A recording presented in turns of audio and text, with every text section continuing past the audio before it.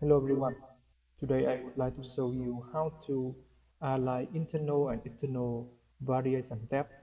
As you can see in the table, the author they published the article in the structure chemistry in the Springer journal, and they said that we need to calculate the internal variation and external variation. Internal variation, it means that we calculate several parameters like R square, MR, RMSEC, or F, or uh, determine of deficiency of cross validation or another indicators in the training set. And in the internal variation, it means that we calculate several indicators in the test set. Here is the expected and recommended results. He also recommend a lot of preferences in terms of, for example, R square must be more than 60% and determine or cross validation more than 50%, for example, like that. So in here, I have my data here, and I have my I separate my data in the training set and test set, and after that I calculate predicted PIC 50 from the PIC. And in here is my covariate. I have around four molecular descriptors. So in this video I will show you how to calculate uh, the internal variations and external variation to make sure that whether or not our models predict perfect or not, accept the statistic acceptance or not.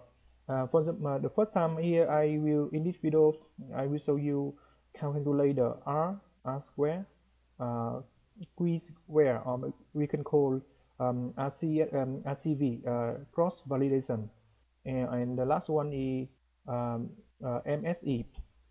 And the criteria I also put here based on the previous study. I also set the criteria for this indicator. For example, R square more than 60% and Q square more than 50% and MSE let smallest possible as um, so the first time how I can calculate R, right? In here I have the data. I have um, the data from the IC50, from the observed. It means from the original data they calculate on the lab. And here I use um, linear regression model, and I calculate PIC50. This is we call calculated calculated values. If you follow my video, you can calculate this um, values using X in this option. And here the first one is I will calculate R by using the correlation. You can see here the code is correls, and the array 1 from A5 to A32, and the the array 2 from B5 to B32. I will upload my file to the in the link I put in the comment box, and you can follow you can use my code with only changing your data here. So after that you enter, and you can see here the RE around 99%, and after that you only make R square by this formula, and you can see here the R square is now around 0.988. We can compare with the criteria is more than 60%. And next we calculate the square, or you can see use RCSV. You can see here this is the complicated formulas I took from the paper they published on the uh, the cell press, the Highland cell press. And you can see here they said that they calculate the internal variation by by this formula, right? RCV square equal 1 minus the sigma from the the PIC50 from training set minus the PIC50 from train set square divide for the similar with average of calculate from the training set. And here I will did step by step how to calculate the RCV square in this Excel file. You can see here the first time I need to calculate PIC50 from the training set minus for the PIC50 for the calculated from the training set. You can see here I did my formula. It means that B5 A5 minus B5 and square. And after that I run for the whole my compounds. The second one I will calculate you can see here the same similar, right? But here we need to minus with for the average in PIC50 in the training set. Here the first time I need to calculate average of calculated in the training set by this formula. I only average from the B5 to B32.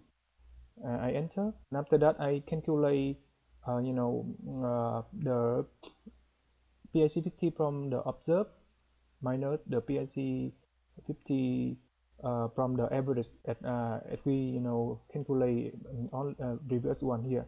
So in here you can see I will give my formula here, right? You must be fix the average of training set here. For example, here I use the A5 minus fix D3 and square of them, and after that I run the whole the formula. Next one we need to calculate the sigma from the column C, and you can see here I have a sigma from column C. I have this formula, right? Sigma from the PIC50 from training minus PIC50 calculated from the train set here. And next one the similar what I calculate sigma from the column D, you can see here. And the result from the RC50 we only use 1 minus the column E divide column F.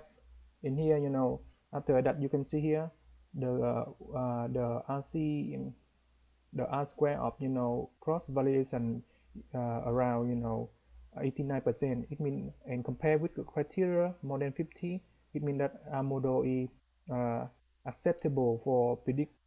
It means that our model can predict for the acceptable for the criteria. And next we calculate the MSE. MSE, it means that this is the formula for to calculate MSE. In here they said that we only calculate the the sigma from the observed minus calculated from the IC50. This is this formula, right? And after that you only average. In here we calculate the average, right? In here and also here the same similar with this one. So in here you can see the MSE here I put in here is similar with the we calculate from the RC50. So I finished to calculate like the internal variation in the train set around 5 indicators: R square, V square, and MSE. And after that you can publish your data using 5 indicator here, and you can publish. And you can see here this paper he also this paper they published on the High and he also calculate the same as, and he can publish the paper, right? You can see here he compare around 4 models with in the training set he only show R square, R square CV, and MSE. And you can see here 4 indicators similar with us, right? R square, MSE. So next I will show you how to align the internal variation. In here I have data from the test set. Here my indicator, you can see here I have a PIC50 from the observed from the lab data, and here I have PIC50 from the um, linear regression model. And you can see the first time I calculate the MSE, right? MSE, the similar that the first time we calculate the you know the PIC50 calculated uh, value minus the PIC50 from observed value, and squeeze and square them. And after that we uh, graph, and we can calculate the whole compound, and after that we only average these values, and we have MSE. You can see the MSE very very small, less than 0.1. It means it's small as possible, right? It is a model is predictable. uh, it can be predictive. And next you calculate the R, right, by Corel, right?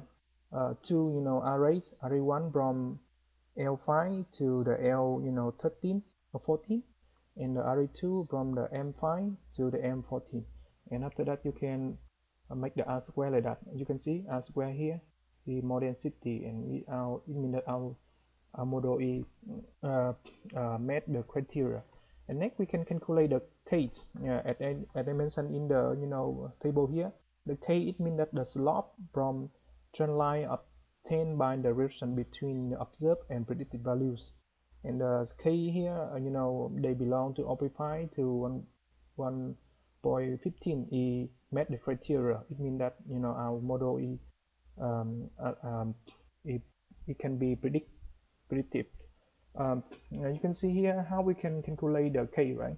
The k must be the first time we need to uh, calculate the uh, let me see. The first time we need to calculate uh, observes, you know, observes, multiple with uh, calculated PIC50, and you calculate here. It means that in here I will make the uh, I will make the formula here for you easy to follow, and you need to multiple with calculated calculated, and you have this, column, right? You have the column, and you wrap here, and you have the column. You have here, you have around 10 compound, and you have the column. And the second one you the second one is the square of calculated PIC50. In here I make the column here, a square from the IC50, and here is the square from the observed PIC50 here. And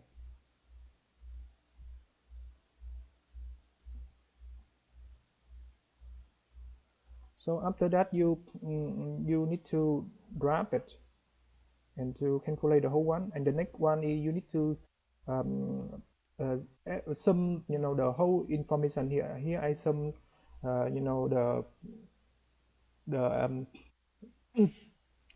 the values from the column else, and after that I can graph for the next two column. And after that the k, it means that the value of PIC50 multiple with calculated PIC50 divide for the calculated PIC50 square, and you have the k. And the next one is you can calculate the k frames with similar with the column else divide for column ends. And after that you can see here the k and the k frame met the criteria. So in here you can check again, and also if you can go to here and order also show data and compare between four models, three model, and is that he also show R square and MSE. But if you want to put more information like this table KK plus to make sure that your model can be more precise and accuracy for predict the the bioactivity of the compounds, and you can add more indicators. I hope this video can help you to validate the internal and external data validation. Thank you so much for your listening.